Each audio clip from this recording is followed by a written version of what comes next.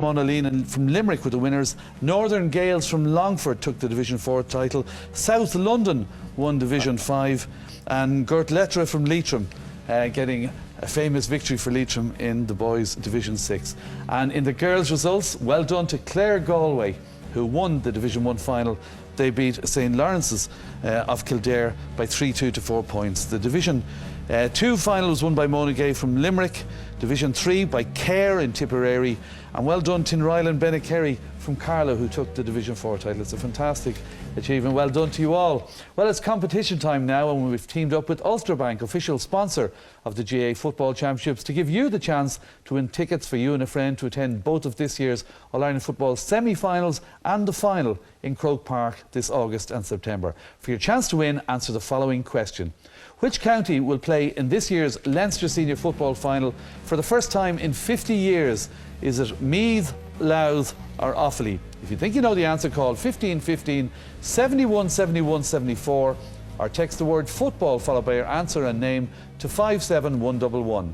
Viewers in Northern Ireland can also text to 57111 or call the number on screen. You must be over 18 to enter. Full details on RT Airtel page 193. Lines close at 5:30 next Saturday. We'll announce the lucky winner shortly after that during the Saturday Game Live programme. All right then, now to a series we're running through this summer where we ask famous GA names to tell us who their sporting hero was. This week we hear the choice of Cork's former All-Star footballer Colin Corkery. I think it was about 8 or 9, and around that time Kerry were in the semi-finals and finals all the time, so we were kind of seeing a lot of Mikey at that stage, you know. And I think if you asked a lot of Cork supporters and Cork players at the time, sneakily they'd probably tell you that they admired a lot of that Kerry team. Mikey actually kind of captured my imagination at that time because he made it look so easy, you know. I was always fascinated how he always had so much time on the ball. I kind of realised it was because he was able to kick with both feet, and you know, his opponents were kind of wondering was he going to turn right or left because he was so good with both feet. His free taking, obviously, because I started kind of taking frees at the time, and his free taking was effortless. He was just very natural at it. I always remember the goal against Dublin when he lobbed Paddy Cullen.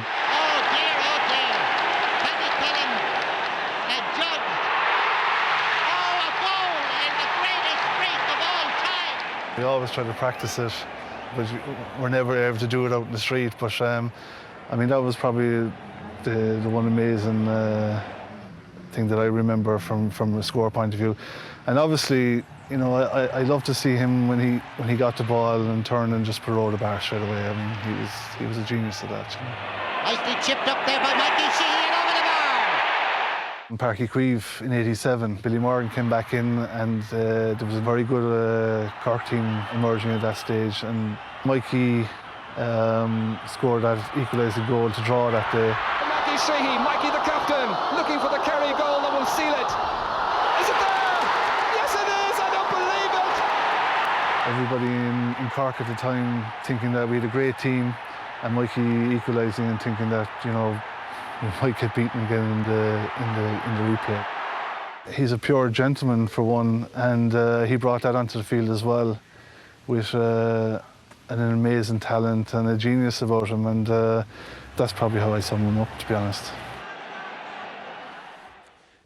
Mikey will be embarrassed watching that, and Paddy Cullen will as well. Apologies, Paddy, it'll never be shown again. Mikey Sheehy, to you, Anthony. For me, probably the greatest footballer that I've had the privilege of seeing over my short years in this world, but absolute genius, an absolute genius of a man. A joy to watch. He could do it all. He could do it off the ground with both feet. Brilliant. To draw parallels, I think for me, he's Pelé and Maradona all rolled into one, wearing a Kerry jersey. Absolute class. But Bomber, listen, assures me that it was all down to his good speed work and at full forward. Bomber wasn't around when that equaliser, that goal against Cork was extraordinary. I mean, he had nowhere to go. Yeah. But that was remarkable. Like, he was a remarkable player in a remarkable team, but his class just always, you know, I've always felt he was the classiest of a remarkable team, but his free taking from play, incredible. And just before we came on, I went on Wikipedia just to see what did the man actually win. If we have a few seconds to shout it out, 4 county championships, 1 Munster club championship, 1 All-Ireland club, 3 National Leagues, 11 Munsters, 8 All-Irelands, 7 All-Stars. He played 45 games and scored 29 goals and 209. That's from Wikipedia, so my sporting academics out there, forgive me, but I mean it's an outrageous list of achievement, and a very humble fella as well, Mikey. You know, very decent, easygoing. Well, anytime I was ever in his company, he's a very easygoing guy. But himself and Matt Connor would have been my two. But Mikey was always my favourite player growing up, and I thought fantastic player. All right, and thanks to Colin Corkery for sharing that with us as well. All right, Anthony and Kevin, thank you very much for joining us tonight. Coming up after the break, Galway take on Kilkenny in the Leinster Hurling Final. You're very welcome back to the Sunday game. Lots more to come, but next we're talking hurling, and we're joined by Michael Duignan and Paul Flynn, and this week's special guest, who's a rebel hero.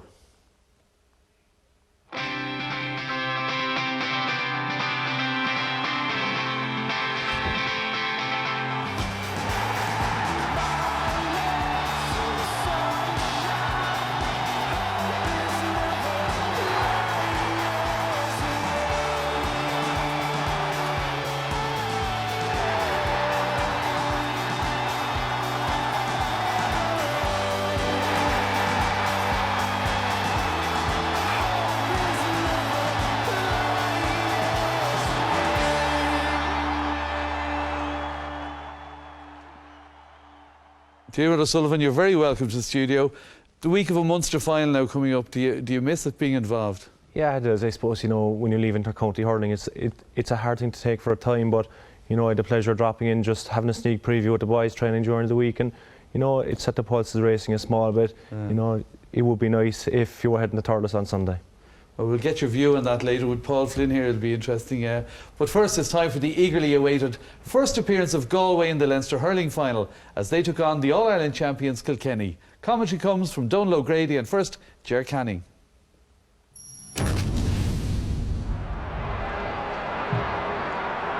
It's going to be Michael Wadding from Waterford who'll be in charge this afternoon. Kilkenny won the toss. They'll play from right to left in the first half. Switches and changes been made already, and Aidan Hart gone to the corner. Damien Hayes got in towards full forward as the referee gets the match underway, and Galway look for an early start here now with Angus Callanan trying to launch the opening attack. Balanced here towards Aidan Hart, and Hart puts that one between the posts and over the bar. Very good start in the opening attack. 15 seconds goal on the clock. That was a very important score, Ger, because it was a narrow enough angle, and sometimes you see players taking shots from there, hitting them wide, but that was a very good start for Galway and a great start for himself. Oh, straight in front of goal. Aidan Hart was coming onto it, and the ball has gone wide. Final touch by Damien Hayes. Oh, there were a number of Galway players there. Kilkenny's defence seemed to freeze momentarily. Not sure what to expect there. Goalkeeper was in trouble. Aidan Hart had a go, and there too as well was Damien Hayes. Well, you see Tommy Walsh back in the line there just to cover things off, but that would have been a huge psychological blow to Kilkenny when they had made a mistake if Galway could have capitalised. As has been mentioned, of course, it's something that Galway had to seriously think about, getting goals and getting them early on in this match. Owen Larkin instead for Kilkenny, hooked well by Adrian Cullinan, comes back here towards Henry Shefflin. Shefflin carrying it forward here as far as TJ Reid, getting sufficient latitude to have a go and put it over the bar. Best point of the match so far, TJ Reid, and it's 3 points to 1. Kilkenny backed by the breeze here in Croke Park for the opening 35 minutes, and that was a very smart delivery by TJ Reid.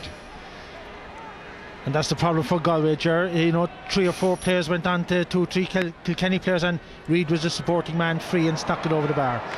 Again, JJ Delaney stays back. Oh, dangerously in for Shefflin, corner of the net. Henry Shefflin gets the first goal of the match in the 13th minute.